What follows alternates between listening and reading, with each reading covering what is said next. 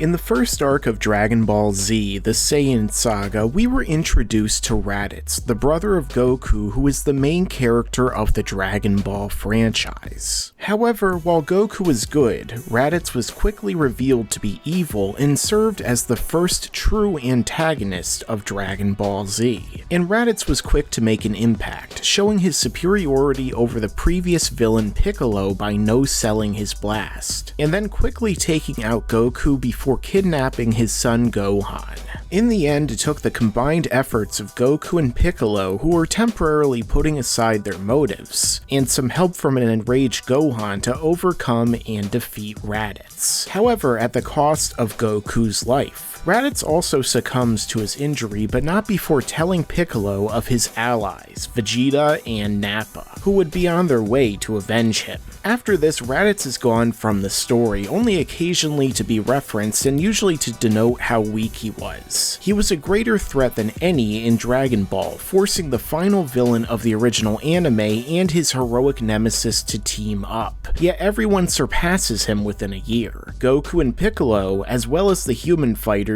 even including Dragon Ball's resident jobber, Yamcha. And as soon as Vegeta and Nappa show up, they mock Raditz, calling him weak and even create the Cultivars, or Cybermen. Henchmen each as strong as Raditz, who were literally grown out of the ground. And while they prove a minor threat, even killing Yamcha, they're basically cannon fodder, and a number of them are even killed by Krillin. And then in the next arc, we discover that most of Frieza's soldiers are actually stronger than Raditz, which makes him seem even more pathetic when Krillin and Gohan fodderize them. So looking at this, it's pretty easy to see why Raditz is looked upon as wasted potential in the Dragon Ball franchise. He was Goku's long-lost brother, the one who revealed to him his secret past, was more powerful than anyone he'd ever fought, and ultimately brought about his death. You can argue that all of these accomplishments make Raditz a main villain, but instead Toriyama decided to use him more as a setup villain.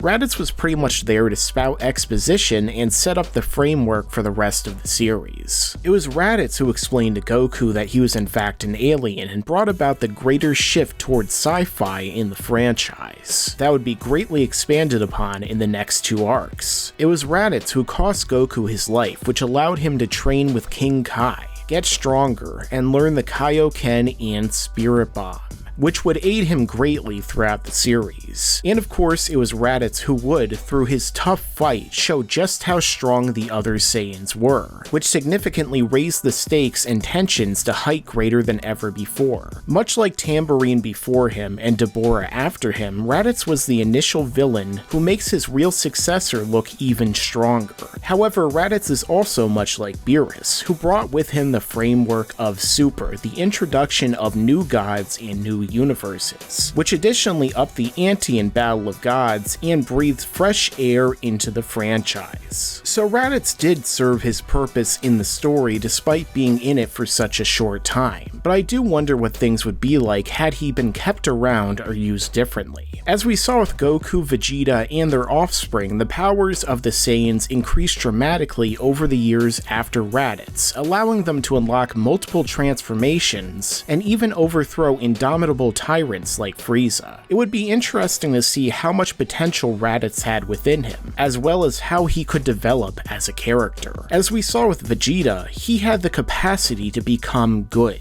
and to settle down on Earth and fight for the right causes. The same could perhaps be said of Raditz, and would also serve for some interesting possible storylines and dynamics, as perhaps Raditz could aid in the training of Gohan, aid in the fight against the androids, and serve as a potential fusion partner for Goku against Buu. Raditz existing in the storyline would likely bring about numerous changes that would be almost impossible to predict. However, we were never able to see any of these come to fruition.